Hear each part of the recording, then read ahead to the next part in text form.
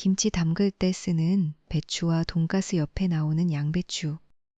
이름만 보면 양배추는 그냥 서양에서 온 배추 같죠. 그런데 식물학적으로 보면 둘은 생각보다 먼 친척입니다. 오늘날 김치의 주재료인 결구배추는 주로 브라시카 라파 계열이고 양배추는 브라시카 올레라케아 계열입니다. 쉽게 말해 같은 십자화과 식구이긴 하지만 우리가 같은 작물이라고 부를 정도로 가까운 사이는 아닙니다. 오히려 양배추에게 더 가까운 형제들은 브로콜리, 케일, 콜리플라워, 방울 양배추입니다.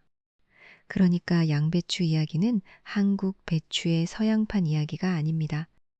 지중해 바닷가의 야생풀 하나가 어떻게 유럽의 겨울을 버티게 하고 전쟁 이후 한반도의 냄비 안까지 들어왔는지에 관한 이야기입니다. 양배추의 출발점을 한 점으로 찍기는 어렵습니다. 전통적인 설명은 대체로 지중해 연안과 유럽 서부 해안을 말합니다. 바닷바람이 불고 흙은 척박하고 소금기와 추위가 섞인 해안에서 야생 배추류가 자랐습니다. 그 야생 조상으로 자주 언급되는 식물이 브라시카 올레라케아입니다. 이름은 어렵지만 뜻은 간단합니다.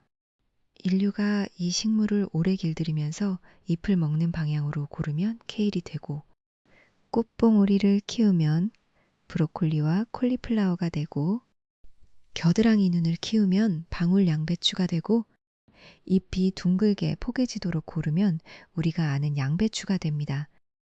한 식물이 인간의 선택을 만나 여러 채소로 갈라진 셈입니다. 그래서 양배추를 보면 흥미로운 점이 있습니다.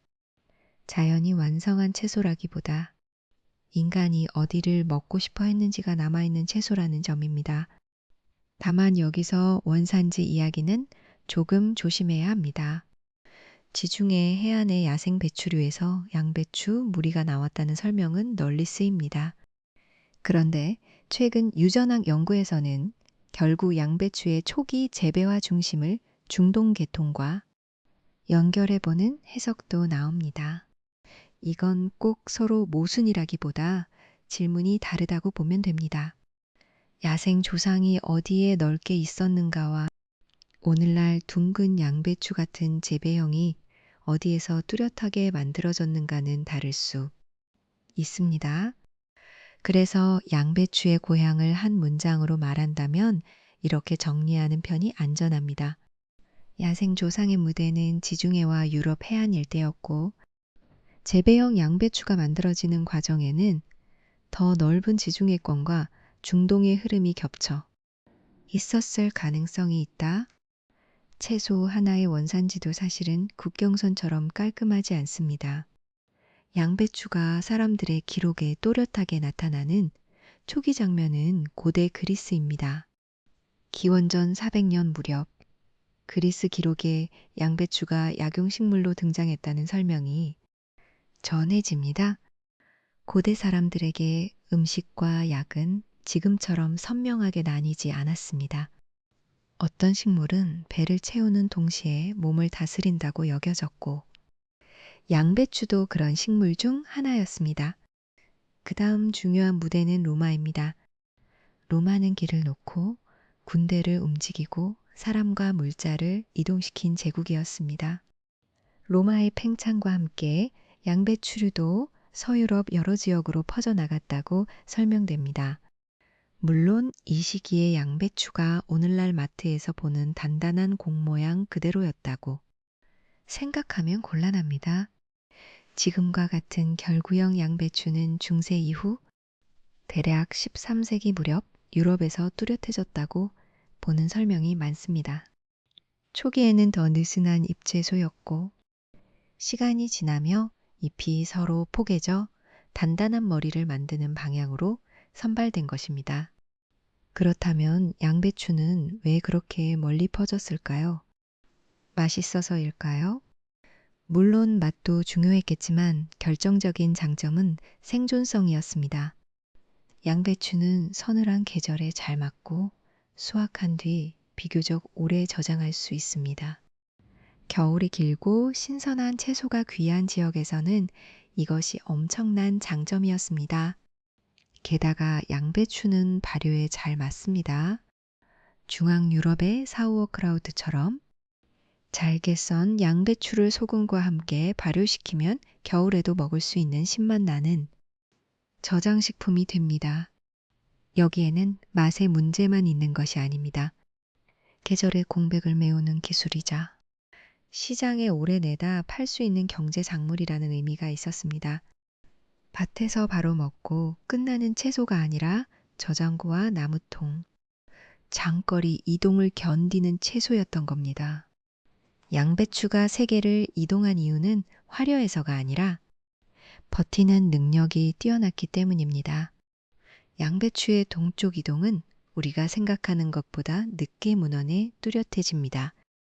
중국에서는 자료에 따라 16세기 말 본 초강목에 보인다는 설명도 있고 19세기 식물 명실 도구에 규화배추라는 이름과 그림이 실렸다는 설명도 있습니다.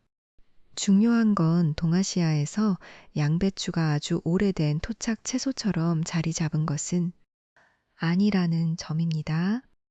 한반도에서도 마찬가지입니다. 1888-4년 조선의 농무목축 시험장 시험재배 목록에 양배추 계열로 추정되는 외래에 채소 명칭이 보인다는 설명이 있습니다. 1906년 원해모범장 설립 전후로 외국 품종 도입이 활발해졌다는 흐름도 있습니다. 하지만 시험 재배와 대중 보급은 다릅니다. 어떤 작물이 문서에 등장했다고 해서 곧바로 밥상 위에 흔해지는 것은 아닙니다. 양배추는 한동안 낯선 외래 채소였고 1930년대와 1940년대에 일본인을 통해 소규모로 보급되었다는 설명이 이어집니다. 한국에서 양배추가 대중적으로 확산되는 큰 분기점은 한국전쟁 이후로 보는 자료가 많습니다. 전쟁은 식재료의 이동 방식을 바꿉니다.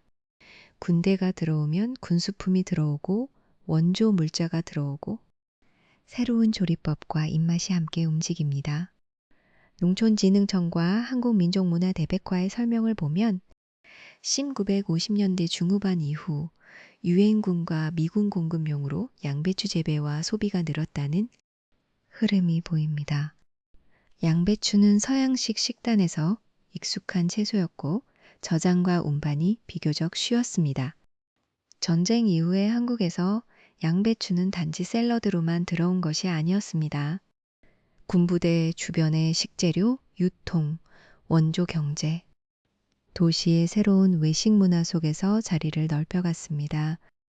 이때 양배추는 외래 채소이면서도 한국식 조리의 재료가 될 준비를 하고 있었습니다. 그 흔적을 보여주는 흥미로운 음식이 부대찌개입니다. 오늘날 부대찌개 하면 햄, 소시지, 라면, 김치, 고추장 국물을 떠올립니다. 그런데 초기 부대찌개의 모습에 대한 설명을 보면 전골판에 버터, 소시지, 햄, 양배추, 양파 등을 넣고 볶아낸 안주에서 출발했다는 이야기가 나옵니다. 여기서 양배추는 아주 상징적인 재료입니다. 미국식 가공육과 한국식 매운맛 사이에서 양배추는 단맛과 부피감, 그리고 익혔을 때의 부드러운 식감을 더했습니다. 전쟁의 부산물로 들어온 식재료들이 한국식 냄비 안에서 다시 조합되는 장면에 양배추가 있었던 겁니다. 물론 양배추가 부대찌개의 주인공이라고 말할 수는 없습니다. 하지만 조연으로서는 매우 흥미롭습니다. 한반도에서 양배추는 고급 서양 채소로만 남지 않고 전후 혼종 음식의 현실적인 재료가 되었습니다.